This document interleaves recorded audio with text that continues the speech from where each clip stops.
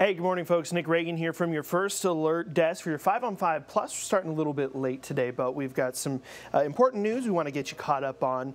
With that, let's start off in Dorchester County here. This just into our newsroom about an hour ago. The South Carolina Highway Patrol, they say that one person was killed after they were hit by multiple vehicles in Dorchester County. Corporal David Jones said a pedestrian was crossing Ashley Phosphate Road near Stratton Drive when they were hit by a 2010 Dodge Challenger. The pedestrian was then hit by a 2021 Honda Civic traveling the other way. Now, the drivers of both vehicles were not injured. The victim's name has not yet been released.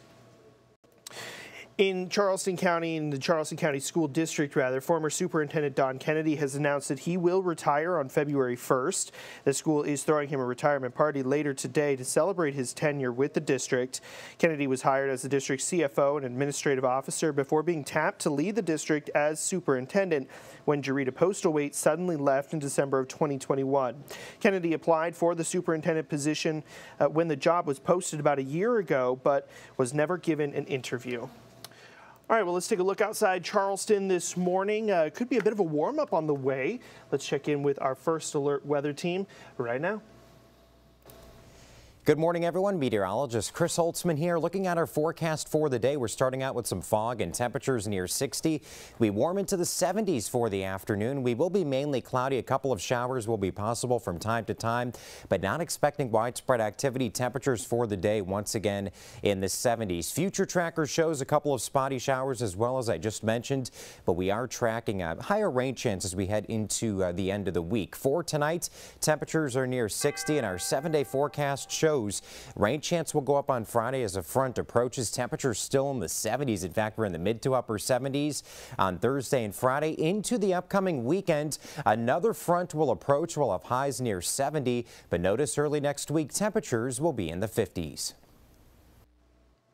All right, thanks, Chris. And you can see those clouds there just hanging over the city, just threatening to give us a little bit of rain.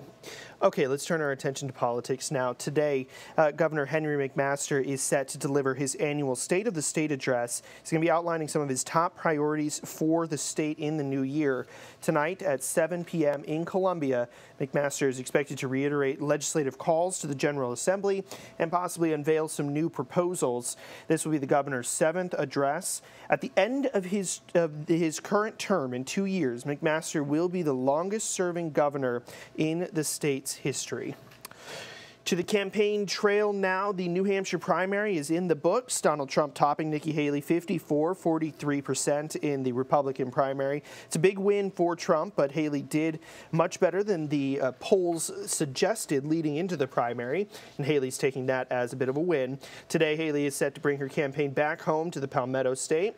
She's hosting a rally in North Charleston tonight as she leads up to next month's First in the South primary. The rally is at 7 p.m. in the North Charleston Embassy Suites. Doors will open at 5. Of course, we'll have a reporter there. We'll bring you live updates right here on Live 5 News starting at 5 o'clock. On the other side of things, the Joe Biden's allies, they're going to be in town as well today. Representative Jim Clyburn, he's expected to tour the Archer School apartment project in downtown Charleston to see the ongoing redevelopment of that building. Clyburn is making the stop as part of his keynote speaking engagement for the Affordable Housing Tax Credit Coalition meeting. The city of Charleston announced the renovation project of Henry P. Archer's school back in 2022 with the goal of turning the former school into an affordable housing project for seniors. The Humanities Foundation will take Clyburn and his group through the apartments to check out the progress being made. All of that is happening at 3 p.m. And again, we'll have a reporter there as well. And one more visitor here to South Carolina, California Governor Gavin Newsom. He's making some stops across the Palmetto State to talk to voters for President Biden. He's set to visit Beaufort, Orangeburg, and Sumter counties as part of the We Go First statewide tour. His last stop will be at Morris College tomorrow afternoon.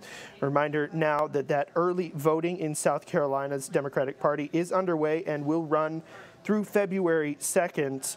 And one more note here for Republicans, the deadline to register to vote in the Republican presidential primary is Thursday. Early voting for the primary will start on February 12th and end February 22nd. If you're planning to vote absentee, you must return that ballot on February 13th or by February 13th.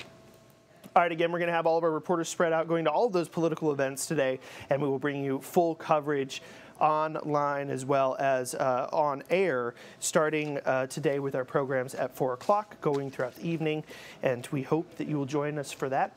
Well, there's been 5